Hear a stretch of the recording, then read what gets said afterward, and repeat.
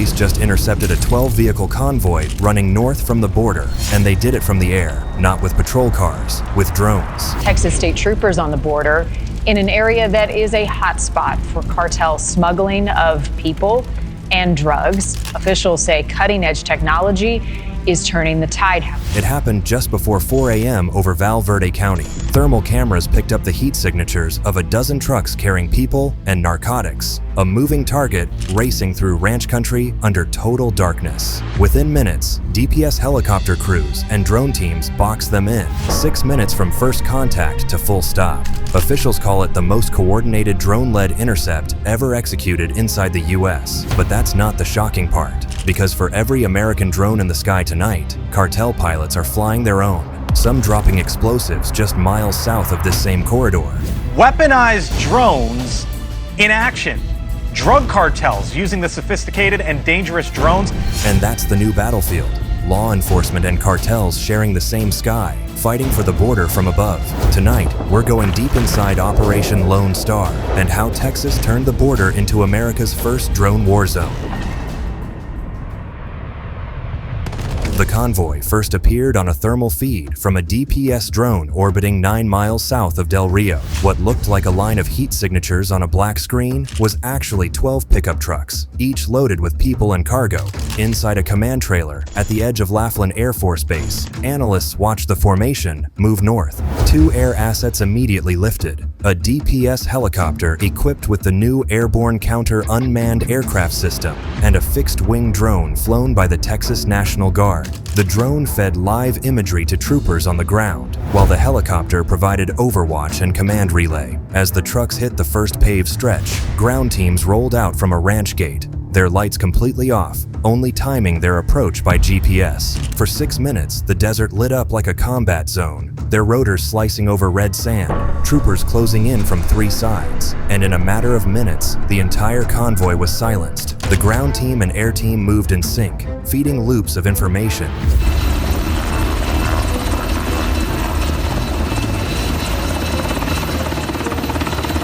By the time it was over, 11 suspects were in custody. 6 migrants recovered safely.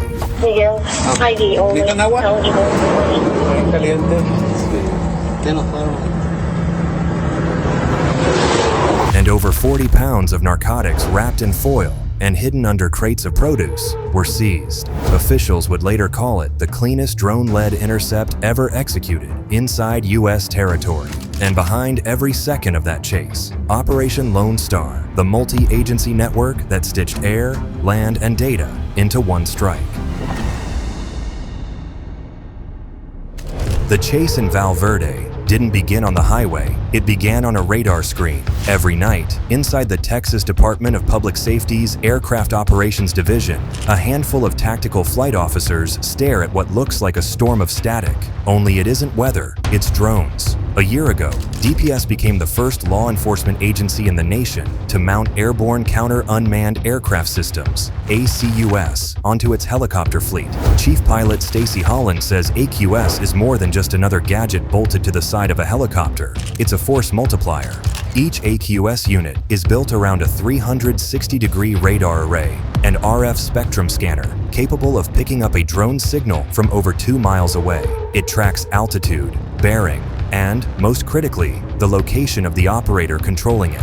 For pilots, that means real-time threat awareness. They can see not just what's in their airspace, but who's behind it. The technology is currently mounted on a single DPS helicopter, part of a fleet that also includes more than a dozen fixed-wing aircraft, and roughly 200 small tactical drones operated by DPS and the Texas National Guard under Operation Lone Star. Once proven, DPS plans to expand ACUS to multiple aircraft across South Texas, giving pilots a live map of every unmanned craft. We're excited to integrate this cutting-edge airborne drone detection system into our law enforcement helicopter operations. When the convoy appeared on that day, ACUS wasn't just tracking trucks on the ground. It was scanning the sky for cartel eyes that might be watching back. Because along the border, surveillance is a two-way street. It'll be a game changer for situational awareness and public safety. Every time DPS launches a drone, there's a chance another one is already airborne, piloted from the Mexican side. recording every move. In just 6 months last year, cartels apparently flew drones near the border more than 60,000 times. And now the devices are going over the barrier into the U.S. territory daily. And when those paths cross, seconds matter. This video obtained by News Nation showing weaponized cartel drones dropping a bomb on a rival cartel. And tonight, fear growing that the tech could soon target the U.S. In training, tactical flight officers run scenarios where a hostile drone enters their airspace mid-mission. Their job isn't to shoot it down, it's to track, triangulate, and hand off the coordinates to ground units. The same choreography that played out over Val Verde County. Operation Lone Star built the system. AQS gave it eyes. Together, they turned a patchwork of patrols into a single network, one that sees danger before it hits the road. But even with all that technology, no one in DPS expected what they'd find inside those trucks. Because when daylight hit Val Verde County, the real story of the convoy began. After the successful interception of narcotics and the people being smuggled across the border, it was time to examine the loot, so to speak. And that's when the whole thing blew wide open. Troopers moved methodically, photographing tire tracks, opening tailgates, tagging every crate and bundle. What they found wasn't random. Inside the first truck, they found produce boxes lined with heat-reflective foil. Inside the second, a hidden compartment welded beneath the truck bed, stuffed with narcotics, wrapped in vacuum-sealed plastic. But it was the code stamped on the package that caught their attention. Those same codes appeared weeks earlier in a Brownsville seizure, where National Guard drone operators helped recover 127 pounds of narcotics disguised as imported goods. Now, the same markings had surfaced, proving the Val Verde convoy was part of a larger logistics chain, not a one-off smuggling run. Border protection officers in Otay Mesa have found 124 pounds of meth hidden in a pickup truck. As investigators logged the evidence, digital forensics teams traced the convoy's GPS histories. Several of the trucks had been registered in different states. For DPS analysts, the conclusion was easy to come by. The network moving narcotics across Texas was using legitimate supply chain infrastructure, commercial trucks, freight logistics, and even produce distributors to mass contraband under lawful cargo.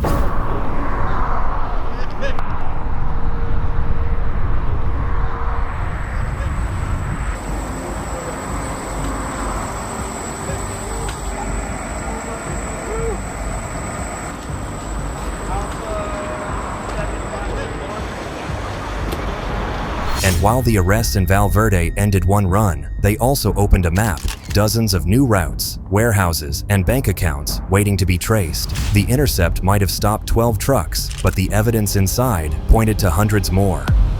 What Texas pilots saw that night was only half the war, because just across the river, someone else was watching them. According to the Department of Homeland Security, cartel drone flights along the southern border have surged to over 60,000 missions in 6 months, an average of more than 300 per day, hovering within 500 meters of U.S. airspace. Some are scouts, mapping patrols and checkpoints. Others are smugglers, dropping packages of fentanyl and meth at pre-marked GPS points. But a growing number are something darker. As residents in Mexico are forced to flee as cartel-operated drones dropped 33 bombs in the area due to a separate cartel feud. And those drones are not just weaponized against other cartel members or law enforcement. Regular people living or working along the border are getting caught in the crossfire. So Blake, down here, the energy, we've talked about the morale shifting a lot, but now the energy is shifting to this kind of like heightened alert for law enforcement down here following the authorization of those weaponized drones. And full disclosure, I've been covering this for nearly 4 years. Never really felt unsafe that I needed protective gear. And yeah, now I've got a bulletproof vest down here for me and my team because we don't know what we're going to encounter. We don't know how the cartel is going to be operating. The footage she's describing is stark. A drone gliding above a convoy of cartel vehicles, then dropping a small explosive that detonates on impact. Cartel versus cartel combat, filmed just hours south of Texas. So this drone literally goes over top of these vehicles. It's a convoy of vehicles you can see right there. And you can quite literally see a bomb drop from this drone and actually make contact down there. The same skies used for surveillance are now battlegrounds. In August, Mexican authorities confirmed 2 soldiers were taken out in Michoacan after explosives were dropped from a drone.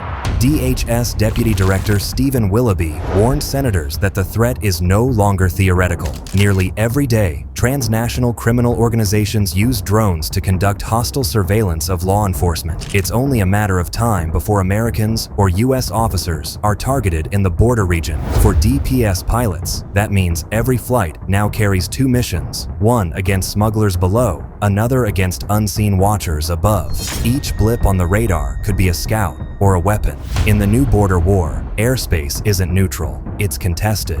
But none of this happens for ideology or chaos. It happens for profit. Every drone, every convoy, someone's paying for it, and someone's cashing in. For all the talk of security and sovereignty, the border has always been a marketplace. And in that marketplace, drones have simply become the newest delivery system. According to Operation Lone Star data, Texas law enforcement has seized more than 544 million lethal doses of synthetic powders since the mission began, enough to kill every person in the United States and Mexico combined. It's also led to nearly 49,000 criminal arrests and more than 553 million lethal doses of fentanyl being confiscated. Each pound of that poison seized in Texas is worth nearly $1.5 million on the street. Multiply that by the dozens of drops caught every month, and the numbers start to look very shocking. And what's worse, the cartels are very adaptive. When migrant smuggling profits fell by over 70% in 2024, cartels shifted their business model. Instead of moving people, they compensated with more products. Like right now, they're not able to make that $13 billion they were making by moving people into the country illegally, because those numbers have plummeted, a 75% decrease down here at the border. So how are they making money? Instead of foot guides, they trained drone pilots. Instead of safe houses, they built launch sites, flat concrete pads hidden behind warehouses, each capable of sending hundreds of small aircraft across the river every night. So they're operating in these unprecedented ways, like what we're seeing right there on the screen.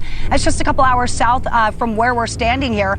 And then you consider what happened in August. We actually reported that on the other side of Arizona, they had bomb-wielding drones over there. And it's the perfect investment for the cartels. A $3,000 drone can move $500,000 worth of narcotics. If it's lost, it's written off as overhead. If it lands, it doubles their investment before sunrise. But the supply chain doesn't end in the desert. Bank accounts in Houston and McAllen move cartel profits through shell import firms, medical distributors, and real estate LLCs. The same logistics networks that deliver produce and consumer goods also carry the currency of the drug trade, clean money disguised as commerce. Investigators inside the NIFC fusion cell call it shadow logistics, a freight system operating parallel to legitimate trade, using the same highways, the same warehouses, and often the same drivers.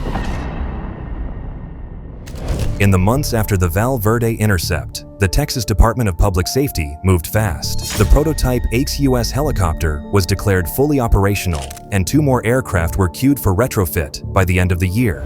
Inside the Operation Lone Star fusion cell, analysts built a new watch list of frequencies. Every drone that pings near the border leaves a signature, its control signal, altitude, and operator's GPS. Those readings now feed into a database shared across DPS, all thanks to Trump.